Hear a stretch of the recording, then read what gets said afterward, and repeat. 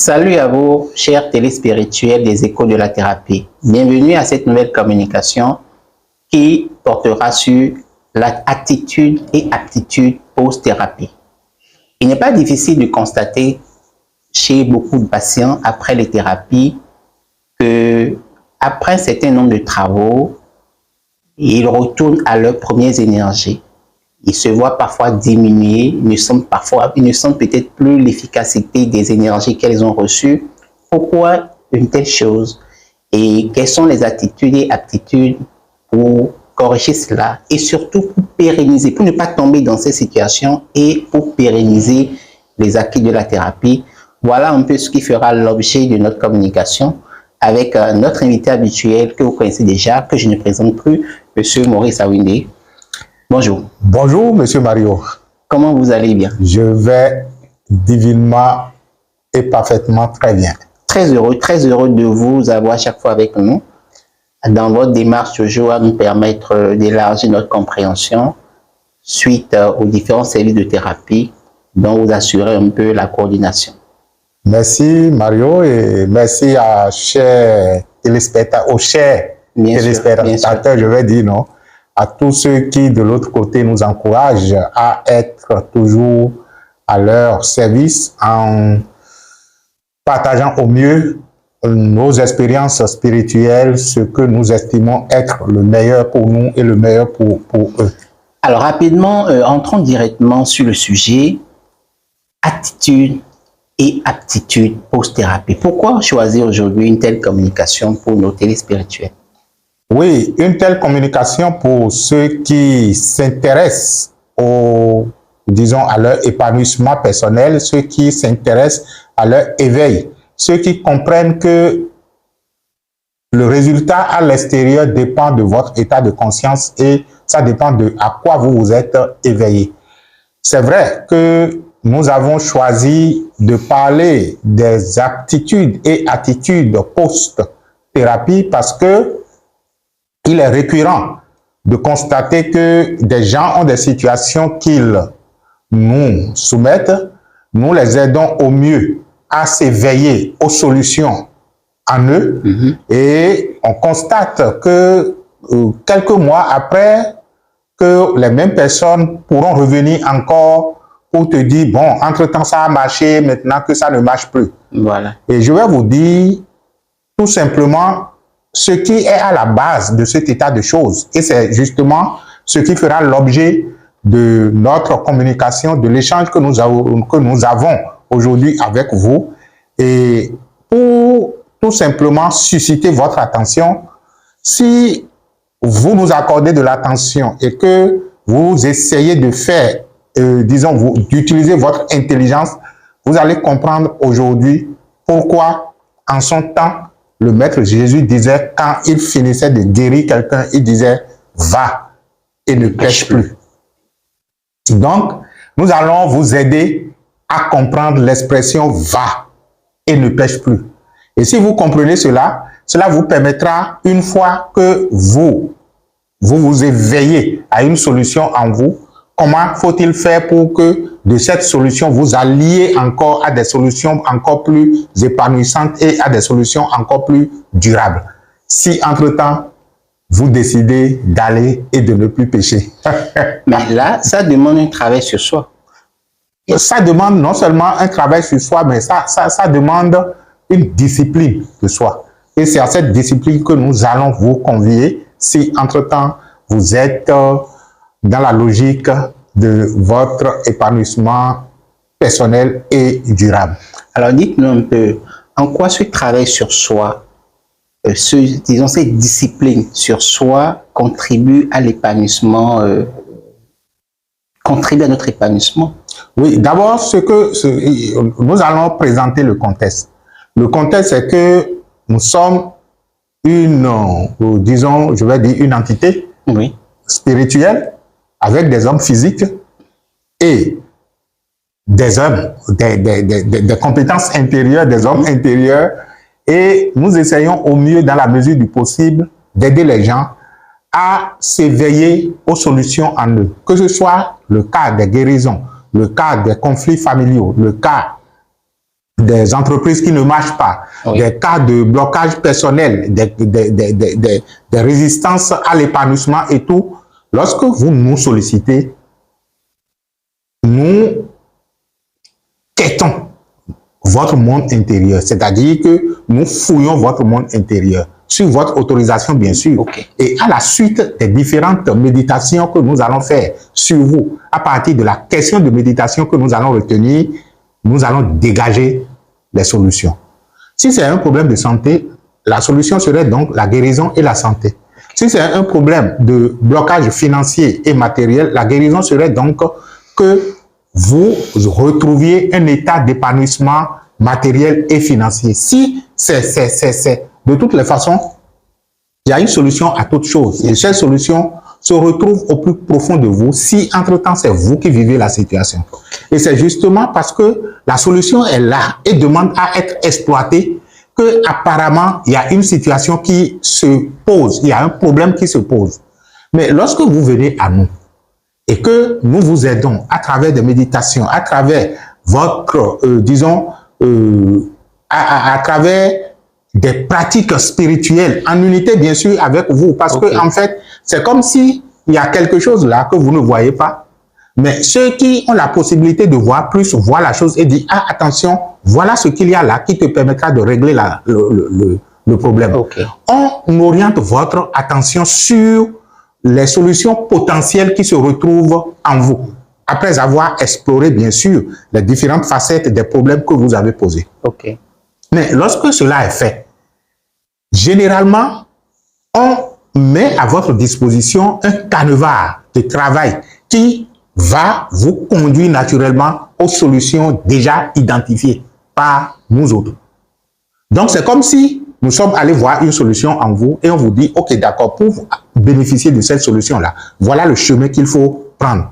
Quand vous allez prendre ce chemin-là et vous allez faire ci, vous allez faire ça, et que vous allez vous comporter de telle ou telle façon, vous allez naturellement vous retrouver dans l'espace solution. Et quand vous vous retrouvez dans l'espace solution, vous n'aurez d'autre perception que la solution, parce que entre-temps, vous étiez dans un espace problème. Bien sûr. Mais on vous conduit progressivement vers un autre espace qui est l'espace solution. Donc, autant dans votre aveuglement, dans votre ignorance, vous avez rendu l'espace problème absolu, parce que pour vous, dans le temps, il n'y avait pas autre possibilité que ce que vous viviez. Autant en son temps, quand vous allez suivre les indications, vous allez vous retrouver dans ce qu'on appelle l'espace solution, qui pour vous maintenant sera absolu parce que votre perception sera orientée espace solution. Et à partir du moment où vous rendez quelque chose absolu, c'est-à-dire que vous ne percevez que cela, ça devient votre réalité. Mais comment se fait-il que ce qui est devenu votre réalité disparaît encore de votre champ de perception pour que vous veniez nous dire après que, entre-temps, ça a marché et que maintenant, ça ne marche plus? C'est pour ne plus, disons, subir ces changements d'état de conscience que nous avons programmé une telle émission pour vous aider à cultiver les aptitudes et à adopter les attitudes nécessaires afin de rendre durables les solutions que vous venez obtenir auprès de nous. Voilà. Alors donc, il s'avère donc indispensable que le patient vraiment pratique les orientations, le canevas que vous mettez à sa disposition.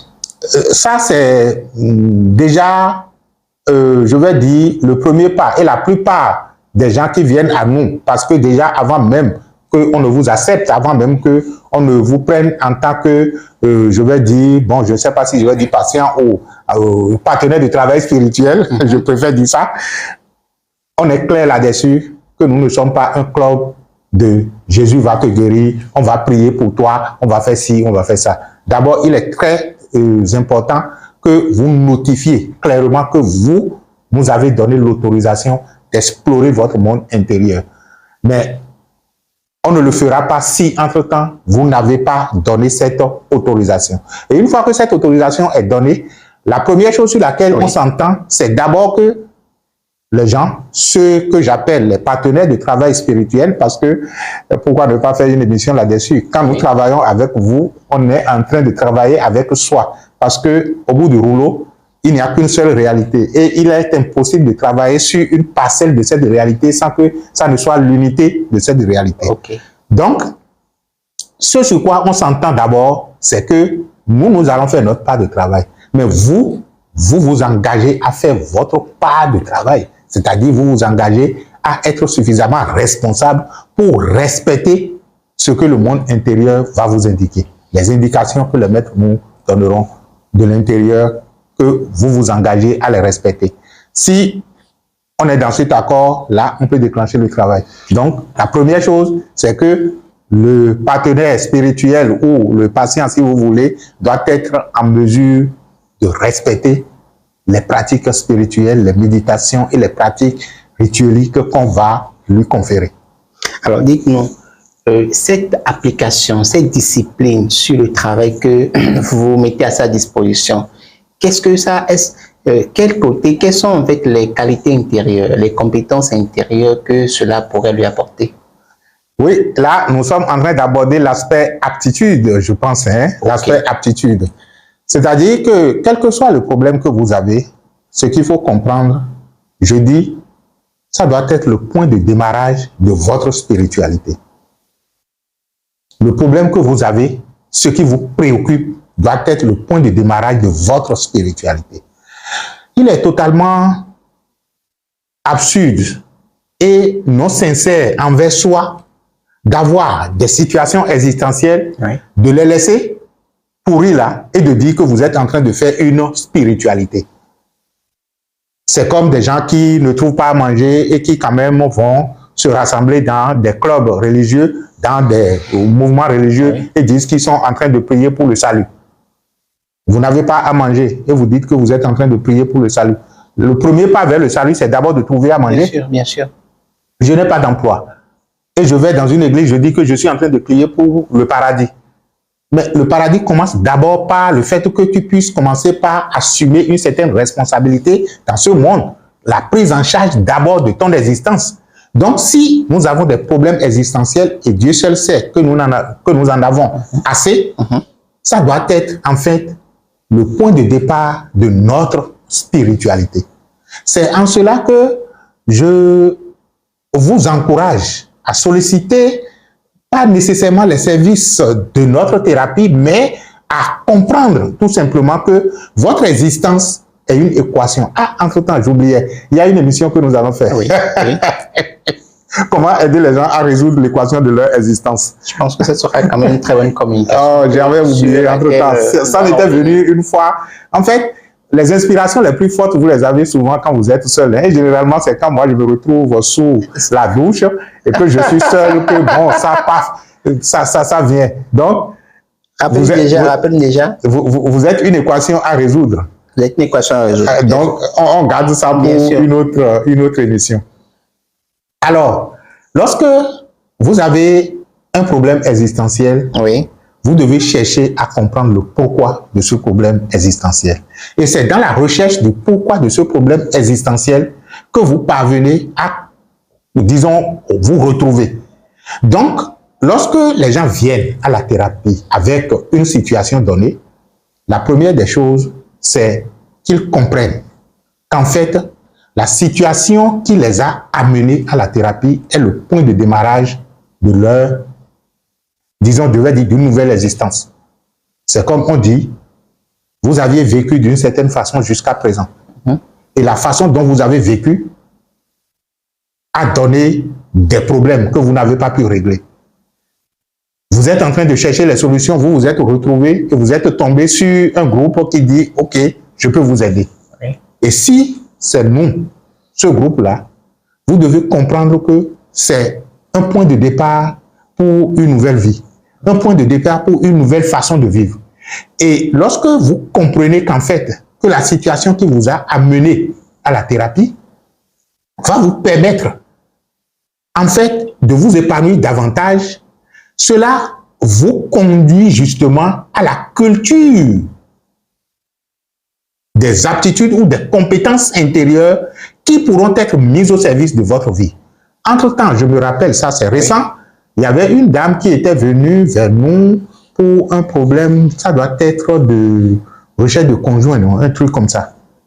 Mais les pratiques qu'on lui a demandé de faire, quand elle a commencé par faire les pratiques, elle dit, papa, je suis venu vers vous pour un problème donné, mais c'est toute ma vie qui est en train d'être explorée. Okay. On l'a même amené dans cette incarnation passée qui, en fait, ne lui permettent pas aujourd'hui d'avoir un conjoint.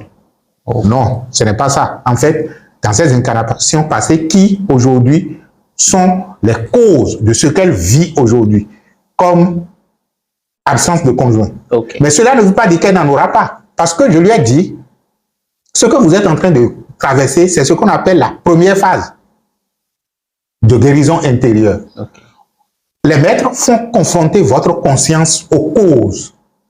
Parce que il nous est très facile de nous culpabiliser ou de culpabiliser autrui ou de ne pas pouvoir accepter les situations. Pourquoi? Parce que nous sommes ignorants. Nous ne comprenons pas. Et la première des choses que le monde intérieur vous fait faire, c'est d'abord de confronter votre conscience aux causes réelles de ce qui fait que les choses sont ainsi. Et là, vous commencez par comprendre que mais les choses sont ainsi parce que cela ne peut en être autrement. Parce que quand j'ai vu les racines de ce qui se passe, il ne peut en être autrement parce que c'est justifié. Cela permet à votre conscience de commencer par accepter ce qui est. Et c'est de cette acceptation que vous parvenez maintenant à l'équilibre, qui peut durer également quelque temps. Et après l'équilibre, vous tombez maintenant dans l'espace que j'appelle espace solution. Donc, le simple fait que vous, dans un état donné, entre-temps, viviez un problème de façon absolue, parce que pour vous, il n'y avait que le problème, on vous conduit progressivement à un état d'équilibre et à un état de solution qui finalement vous permettra d'être, disons, de retrouver la solution aussi bien à l'intérieur qu'à l'extérieur. Donc, ce cheminement développe des aptitudes en vous. Ça développe des compétences parce que vous allez vous surprendre en train d'avoir telle ou telle réaction ou en train de poser telle ou telle action dans vos différentes expériences onériques ou dans vos différentes expériences intérieures. Okay. Vous voyez? Donc, la thérapie vous conduit naturellement à cultiver de nouvelles aptitudes, de nouvelles compétences intérieures. La nouvelle compétence intérieure peut être, par exemple, le pardon du soi. Parce que il est très difficile de se pardonner. Et notre incapacité à pardonner les situations et à pardonner les autres est liée au fait qu'on ne se pardonne pas. La thérapie peut naturellement vous conduire au détachement. Entre-temps, vous preniez le monde matériel d'une certaine façon. Quand on va confronter votre conscience aux réalités du monde intérieur, le monde matériel sera insignifiant pour vous. Vous allez commencer par opérer un détachement, disons, vis-à-vis du monde extérieur. La thérapie peut vous conduire à faire la culture de l'amour. Vous pensiez entre-temps que vous aimiez les gens, mais si vous avez des obstructions au niveau de vos canaux d'amour, la thérapie vous conduira à cette confrontation et vous allez comprendre que, en fait, ce que vous appeliez amour de par le passé, ce n'en était pas un. Que c'était plutôt disons, une façon de contrôler les gens. Il y a beaucoup de personnes qui vont vous dire, non, moi j'aime, je fais preuve d'amour et tout. Mais ce qui est intéressant, et ça, c'est des expériences que nous avons vécues, c'est pourquoi nous en parlons aisément. Bien sûr. Vous pouvez justifier, votre ego peut tout justifier dans ce monde. Mais dans le monde intérieur, en face de la vérité, on se tait. C'est-à-dire qu'on voit que c'est ça et qu'il n'y a rien d'autre que ça. Et ça dit qu'on a même honte de soi. Ça. Et lorsque vous vivez de ces expériences, vous revenez dans ce monde, vous commencez par être discipliné, vous commencez par être sincère. Ce que vous étiez de par le passé, que vous pensiez que vous êtes, cela se remet en cause à l'intérieur et on vous affiche votre véritable nature. Et quand vous voyez votre véritable nature, vous dites, ah, attention, mais ce n'est pas ce que je pensais que je suis. Donc, c'est véritablement ce que je suis. Par conséquent, je prends maintenant des engagements, je prends maintenant de nouvelles orientations pour pouvoir donc me corriger. La thérapie peut vous permettre de vous aimer davantage et de diffuser de l'amour autour de vous. La thérapie peut vous conduire à l'humilité.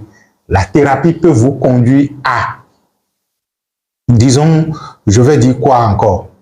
Le détachement. Le détachement, l'humilité, l'amour, le pardon, toutes ces qualités dont on parle, dont on chante si tant, et qui, naturellement, sont difficiles à adopter. Lorsque vous suivez la voie de la thérapie intérieure, vous allez comprendre que adopter un comportement, une qualité, n'est plus difficile parce que vous l'auriez vécu à l'intérieur. Et vous comprendrez ce que c'est que l'amour. Vous comprendrez ce que c'est que le pardon. Vous comprendrez ce que c'est que le détachement. Et surtout, les valeurs qui vont, non seulement les valeurs qui vont avec, mais les bénéfices que vous pouvez avoir avec ces qualités. Parce que généralement, nous pensons que adopter telle qualité spirituelle, c'est une faiblesse. Non, c'est une force. C'est justement parce que c'est une force et un pouvoir que beaucoup de personnes n'y arrivent pas. Tout le monde parle de l'amour. Si c'était aussi facile que ça, avec tant de religions que nous avons dans ce monde qui professent l'amour, le pardon et tout le reste, pourquoi le monde est si encore difficile à vivre? Pourquoi le monde est encore si méchant? Cela veut dire que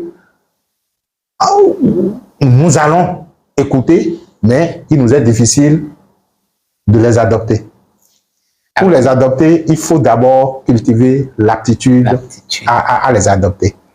Alors, pour ces personnes qui, après quelques moments, reviennent pour dire bah, avant ça marchait, mais maintenant je ne...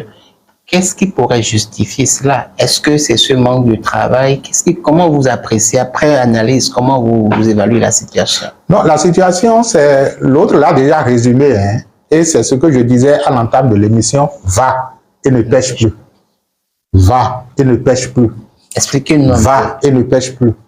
Je parle d'un cas que nous avons vécu, disons, est-ce que je vais dire récemment, un cas qui nous a beaucoup, est-ce que je vais dire, nous a beaucoup impacté parce que nous avons reçu une personne qui avait de sérieuses difficultés de santé. Il s'est avéré à la suite des différents travaux que la personne était objet d'un envoûtement. Ok. Nous avons fait les premiers travaux. Il lui a été conseillé donc de faire certaines pratiques, des méditations et tout.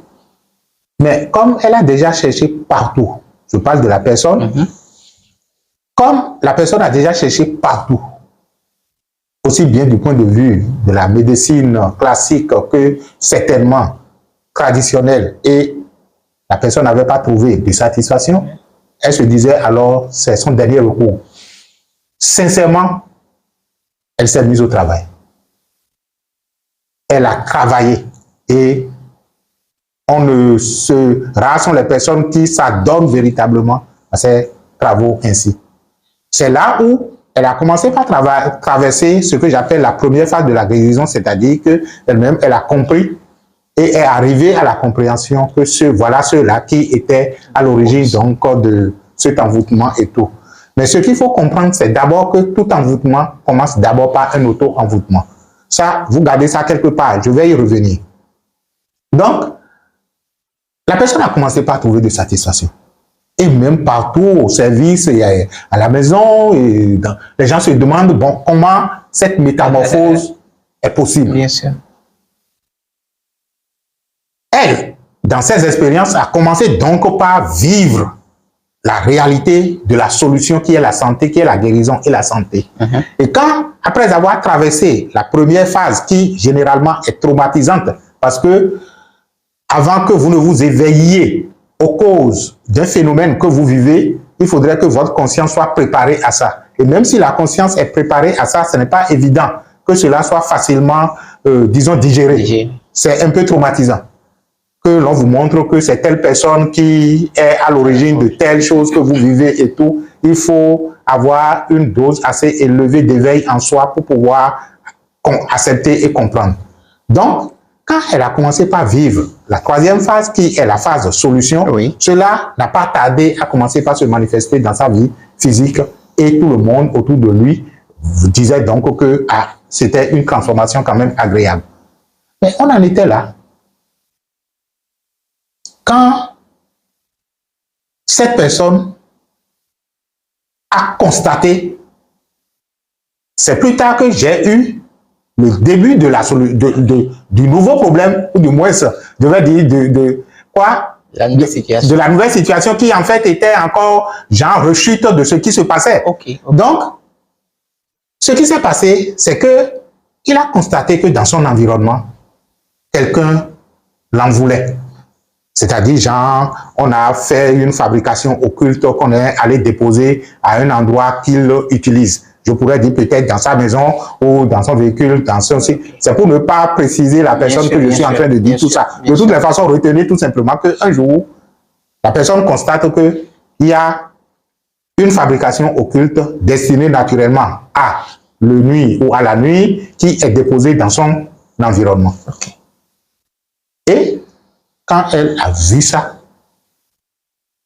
dites-vous, elle a perdu toute confiance en ce qu'elle est et en ce qu'elle faisait. Comment elle en est arrivée là, je ne sais pas, mais c'est le constat. Parce que la personne est venue me voir pour dire, ah, voilà, j'ai retrouvé telle chose dans tel environnement.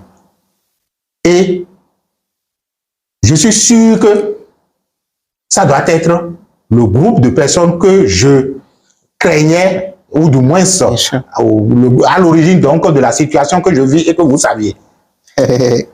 J'ai dit, ok, d'accord, vous avez vu la chose. Maintenant, est-ce que ce qu'ils avaient prédit en vous, en voulant vous embouter, ou bien, selon eux, en vous envoûtant, est-ce que ça s'est passé? Il a dit non, cela veut dire qu'elle semble être donc protégée. Ok, d'accord. Mais pourquoi vous en avez si peur?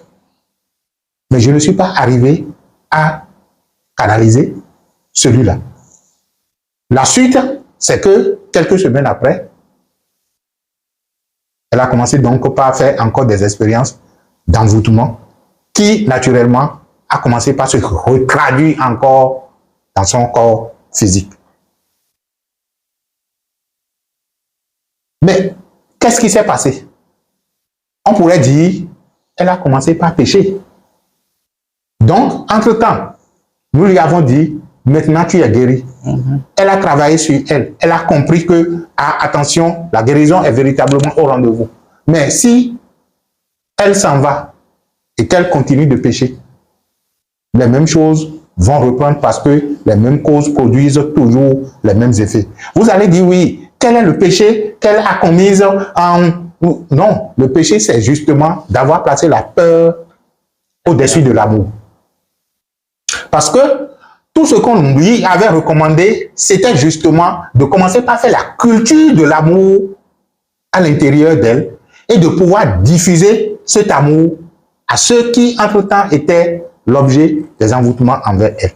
Mais comment, au sein de l'amour, vous pouvez encore avoir si peur que vous soyez si traumatisé? Mais les gens, ils ont atteint leur objectif. Parce que, à la logique, peut-être que les trucs qu'on a fabriqués là, c'était justement pour l'amener à cet état. Quand les gens veulent vous envoûter, la première des choses, c'est d'abord de vous faire peur. Et quand vous avez peur, votre énergie est fissurée. Et maintenant là, ce qu'on veut envoyer, on envoie. Donc, le péché, c'était justement d'arriver à ce niveau où elle a replacé encore la peur au-dessus de l'amour, la peur au-dessus du pardon, la peur au-dessus de la lumière. Je ne peux pas vous dire tout ce qu'on lui a donné comme outil qui, normalement, devrait le conforter ou la conforter dans la situation de guérison et de santé, mais on est surpris qu'elle ne soit pas arrivée à, disons, faire de ses aptitudes une attitude ou des attitudes pour la pérennité de la santé. Alors, ça, c'est important. Ça me rappelle certains cas où la dame, elle avait connu une situation d'amélioration. Oui. Mais dans sa vie courante, à chaque fois qu'elle voit un insecte, des choses bouger sur Oh, toi. oui, Elle est voilà, tellement paniquée et elle dit, voilà, ils sont encore de retour, mon route.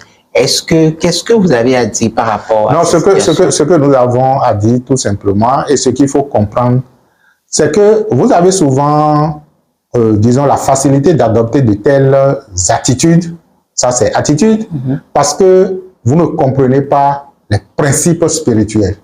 Vous ne comprenez pas les principes spirituels par manque de connaissances. C'est pourquoi le tout ne suffit pas de dire j'ai telle situation, je suis venu à la thérapie. Je dis, il faudrait que cela soit un point de départ d'une nouvelle vie. Donc, en même temps que vous êtes en train de faire la thérapie, l'idéal serait de commencer par vous instruire spirituellement pour comprendre les b.a.-ba de la spiritualité.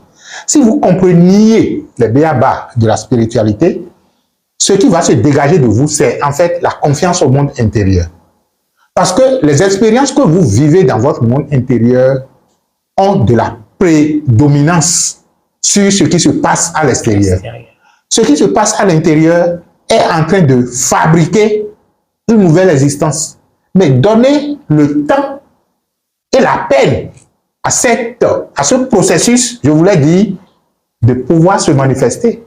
Mais si vous vous accrochez encore à la réalité du monde physique, qui en fait est une réalité mourante, vous empêchez la réalité naissante du monde intérieur de s'extérioriser. Donc, le monde intérieur gouverne le monde extérieur. Ça, il faut garder ça au plus profond du soi.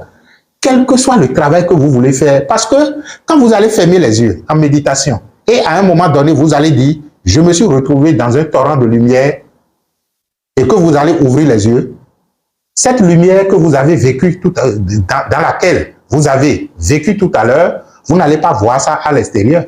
Mais votre conscience ayant capté une telle lumière doit rester dans cette lumière, même si à l'extérieur, vous avez de l'obscurité.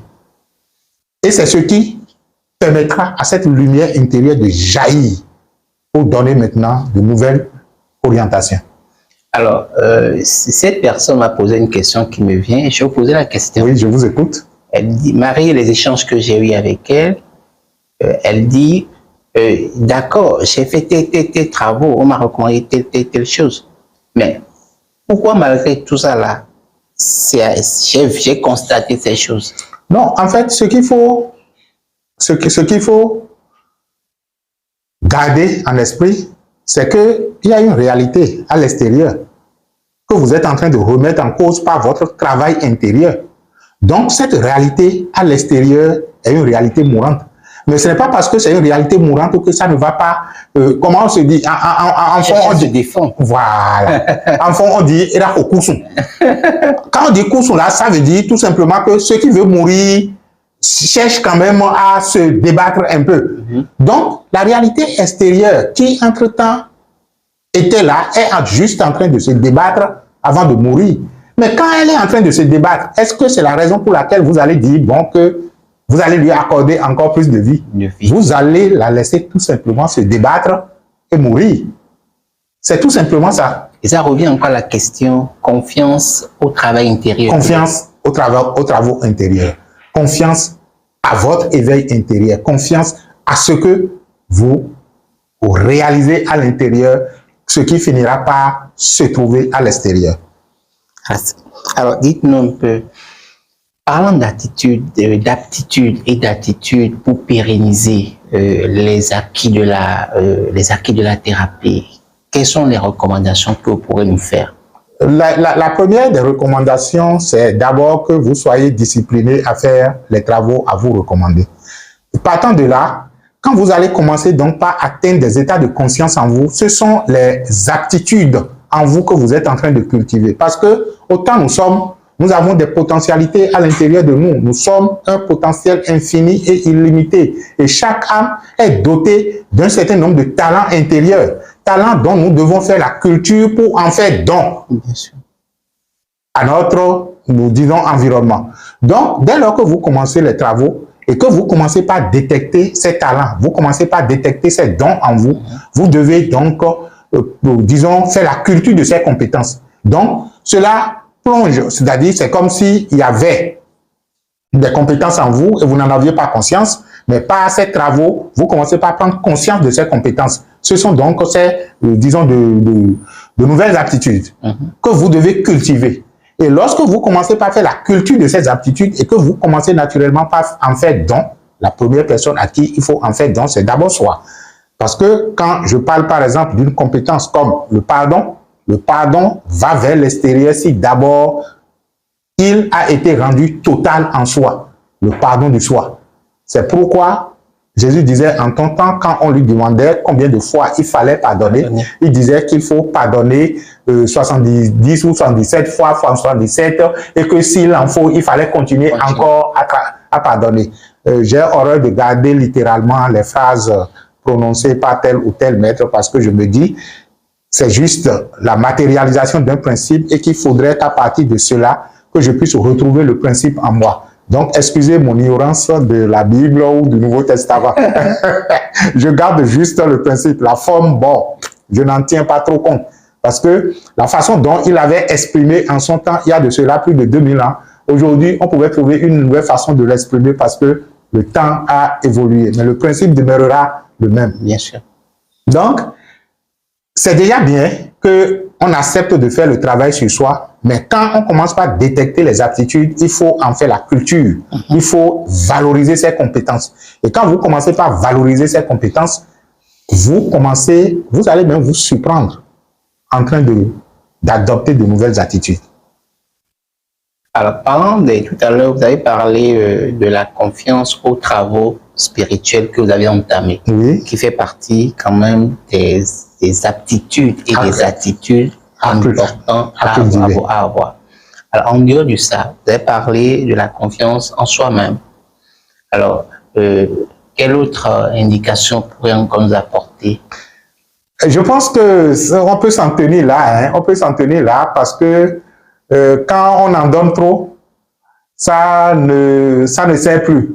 À partir du peu, celui qui est intelligent et qui veut véritablement travailler sur lui prend le peu et il, disons, se discipline avec. Alors, nous sommes carrément au thème de cette communication, mais avant de mettre fin à cette communication, dites-nous, quelle relation peut-on faire, hein? Quelle relation y a-t-il entre aptitude et attitude? Et pour l'épanouissement du soi. Et vous allez constater, hein, si vous êtes sincère avec vous-même, que si nous voulons de nouveaux résultats, il faut changer notre façon de faire les choses. Ça, c'est scientifiquement reconnu. C'est Einstein qui dit que la folie, c'est de vouloir un autre résultat et de continuer toujours à faire la même chose. C'est ce que lui, il appelle la folie. Donc, si je veux un autre résultat et que je continue toujours de me comporter tel que je me comportais, cela veut dire que selon Einstein, je suis fou. Imaginez le nombre de fous qu'il y a dans ce monde. On revient à la question. Ce qui veut dire qu'il faut naturellement adopter de nouvelles attitudes. Mais pourquoi il est si tant difficile d'adopter de nouvelles attitudes? C'est là le lien ou la relation entre attitude, compétence intérieure et attitude. Au passage, on pourrait même vous inviter, hein, à un séminaire qui est actuellement en ligne, un séminaire beaucoup plus même de développement personnel qui s'intitule Confiance en soi, image de soi, confiance en soi et compétence. Le titre, image de soi, confiance en soi et réussite professionnelle. Transformer vos compétences en résultats. Donc, c'est en fait que cette formation permet de faire la culture de vos compétences intérieures et à partir de ces compétences, changer d'attitude pour avoir d'autres types de résultats. Okay. Si vous êtes intéressé, vous pouvez toujours nous rejoindre et demander donc les conditions pour s'inscrire à de telles formations. On revient à ta question qui, naturellement, nous plonge dans cette formation beaucoup plus développement personnel que spirituel. Mais le développement personnel est le fils de la spiritualité. Donc, c'est pour te dire tout simplement que lorsque je veux de nouveaux résultats, je dois avoir de nouvelles attitudes. Mais il est difficile d'adopter de nouvelles attitudes. Pourquoi? Parce que vous ne pouvez pas changer quelqu'un ou vous ne pouvez pas vous changer vous-même en disant à la personne ce qu'il faut faire ou ce que vous devez faire. Généralement, quand nous voulons avoir de nouvelles attitudes, bon, d'abord, quand nous voulons avoir de nouveaux résultats, nous commençons par dire, bon, voilà ce que je vais faire, voilà ce que je vais faire. C'est vrai que le résultat finira par être, il faut faire de nouvelles choses. Mais on ne peut pas commencer par là parce que ça ne marche pas. C'est ainsi que quand vous avez quelqu'un qui est accro à l'alcool et à la cigarette et qui, à un moment donné, a un problème de santé et qu'on lui dit, il faut que tu arrêtes l'alcool, il faut que tu arrêtes la cigarette, il commence par faire quoi? Il commence par te dire, bon, qu'est-ce que je vais faire pour ne plus boire? Qu'est-ce que je vais faire pour ne plus faire chose là? Mais il n'y arrive pas parce que il ne peut pas aller au fait directement. Alors on dit, vous ne changez pas quelqu'un ou vous n'allez pas vous changer en pensant à quoi faire. Vous savez où se trouve le nœud? On change quelqu'un en lui disant quoi? À quoi il faut désormais croire? Parce que ce sont vos croyances fondamentales qui sont à la base des comportements et des attitudes et qui finalement donnent des résultats. Ce qui veut dire que la première des choses qu'il faut changer d'abord, ce sont les croyances de base, on les appelle, les croyances fondamentales. Donc, quand je prends le cas pratique de la guérison de quelqu'un, par exemple, qui boit et qui fume, mais qu'est-ce qui l'a amené à commencer par boire et par fumer?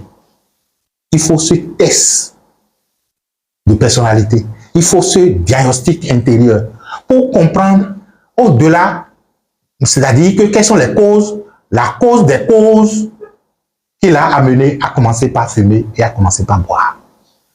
Et dès lors que vous détectez cela et qu'il est ouvert à vous parce qu'il a confiance en vous et que vous parvenez à cette cause-là, il faut commencer maintenant par, disons, retrouver, c'est comme retrouver en lui autre réalité à laquelle il doit commencer par croire. Parce que la première cause, c'est parce qu'il y a cru. En faisant ci, je serai heureux peut-être. Je me retrouve dans les vapeurs et pendant ce temps, bon, je perds. Mais s'il y avait une autre façon de se retrouver dans les vapeurs et qui ça contribue également au maintien de la santé, je vous assure que les gens peuvent quitter facilement d'un état de dépendance à un état de sérénité et de paix s'ils s'aiment. Bon, s'ils sont parvenus déjà à un degré d'amour suffisant pour comprendre que on peut générer tout de l'intérieur. Donc, c'est un exemple que je dis. Relation entre aptitude et attitude, c'est que le travail sur soi vous permet de faire la culture des aptitudes. Et lorsque vous commencez par faire la culture de ces aptitudes intérieures, de ces compétences intérieures, vous trouvez d'autres raisons de croyance en vous. Entre-temps, vous croyez à la peur. Maintenant, vous commencez par croire en l'amour. Parce que c'est une expérience vécue pour vous.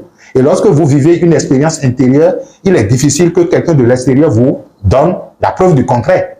Donc, vous retrouvez d'autres croyances qui, en fait, naturellement, commencent par vous donner de nouvelles attitudes.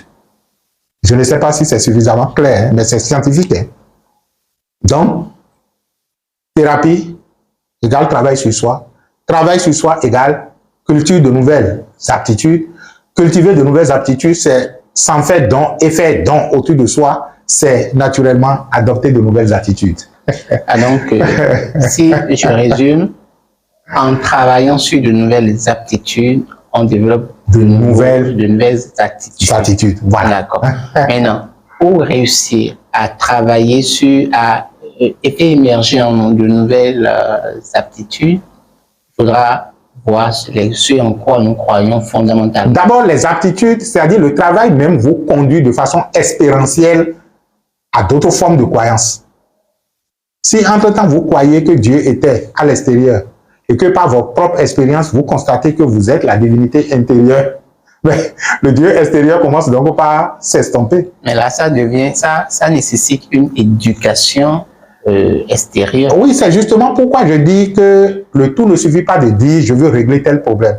C'est de comprendre que le problème est là et suscite une nouvelle orientation. Donc, dès lors que je comprends que le problème qui est là, que je cherche à régler, m'incite à une nouvelle orientation, Je sais que c'est en fait toute ma vie qui est emballée, hein, comme l'expérience de celle dont je vous parlais tout à l'heure, qui, un problème de conjoint, quand elle a commencé par faire le travail, a constaté que, en fait, que c'est toute sa vie qui est embrassée, qui est embrassée. Cela veut dire que les améliorations qu'elle constatera dans les prochaines, disons, dans sa vie prochaine, ces améliorations vont impacter tous les aspects de sa vie. Or, elle est partie d'un problème. Donc, le seul problème peut vous conduire à l'élimination. C'est ce que je voulais dire.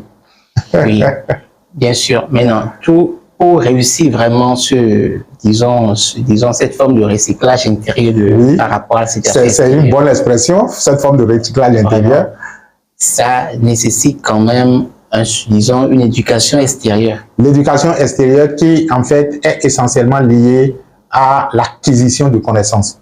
C'est tout simplement ça. C'est pourquoi je disais, il faut aussi s'instruire spirituellement. Il faut s'instruire spirituellement. Ça vous permet de retrouver l'équilibre entre les expériences que vous faites et la compréhension de ces expériences. Parce que ça vous évitera de venir nous embêter. Cela me rappelle. J'ai fait tel rêve quand vous m'avez donné tel travail et puis ainsi de suite. Vous allez pouvoir expliquer les choses par vous-même. Je pense que la formation de développement personnel qui est en cours actuellement, est-ce que ça fournit des outils? Si par exemple je veux faire émerger en moi de nouvelles aptitudes par rapport à un objectif, par rapport à une façon d'être, à une valeur que je veux exprimer, est-ce que on participe? Oui, c'est justement ce qui va se passer parce que ce que je viens de décrire tout à l'heure, quand je parlais du lien entre aptitude et attitude, le lien entre compétences intérieures et les résultats tangibles que nous avons, c'est justement de ça qu'il s'agit. C'est-à-dire que comment partir de nouvelles orientations en soi, comment cultiver de nouvelles compétences en soi pour pouvoir, disons, faire valoir nos compétences techniques maintenant. Parce que la plupart des gens sont techniquement bons, hein. Tel a fait telle université, tel a fait telle école professionnelle et est nanti donc de toutes les compétences techniques nécessaires. Mais dans la pratique des choses, est-ce que ça vous a permis de réussir du point de vue professionnel et social? Non. Cela veut dire que le problème, ce n'est pas les compétences techniques, c'est justement les compétences intérieures. Moi, je parle beaucoup plus de compétences intrapersonnelles et interpersonnelles. Et c'est ce que cette formation va vous fournir. Ça va vous donner donc, ça va ouvrir votre horizon en matière de potentiel intérieur et vous pourriez explorer par vous-même les gisements, les mines d'or qui gisent en vous. Vraiment, vraiment, réussir à transformer ces aptitudes, ces attitudes nécessitent une certaine qualité d'aptitude. Et ça passe par ce que nous consommons, à savoir l'éducation, les formations. Parfois, les expériences autour de nous, inconsciemment, sèment en nous des aptitudes. Un peu comme une situation banale, hein. La fille a été témoin toute sa vie que sa maman a été, disons, maltraitée par son père. Oui. Ça va cultiver chez elle une nouvelle aptitude par rapport à cette... Tout à fait. À la croyance que cette expérience a laissé en elle. Elle faudra, pour que, dans ce cas par exemple, une nouvelle éducation pour instaurer en elle une nouvelle capacité à élever une nouvelle aptitude. Tout à fait. Merci pour vraiment ce partage. Nous espérons vivement que vous reveniez, d'accord, sur le sujet, sur comment disons, après la thérapie, les personnes peuvent travailler pour changer d'aptitude, changer de paradigme. Parfait. Chers télé spirituels, merci pour votre attention. Quelque chose pour terminer? Je leur dirais tout simplement que chacun fasse de son mieux pour faire briller la lumière en lui ou bien la lumière en elle. Que chaque personne fasse de son mieux pour faire briller la lumière en elle parce que la lumière a un seul objectif, briller davantage. Et comme la brillance est infinie et illimitée, il n'y a pas de niveau où on va dire, bon, maintenant c'est bon, je vais m'arrêter. Briller davantage. Il y a tellement de choses à éclairer. Ce qui veut dire que si vous éclairez votre environnement. Mais regardez tout l'univers devant vous. Donc, augmentez le potentiel de lumière et cherchez à éclairer tout l'univers. Imaginez que vous êtes le soleil qui éclaire peut-être tout le système solaire. Et si au-delà du soleil, il y a encore un autre soleil qui éclaire tout l'univers, soyez ce soleil-là et éclairez davantage, encore et encore. C'est là où se trouve votre épanouissement. Briller et éclairer. Briller, éclairer, nous disons vraiment merci pour votre attention. Likez, partagez et surtout, rendez-vous pour la prochaine communication et à bientôt.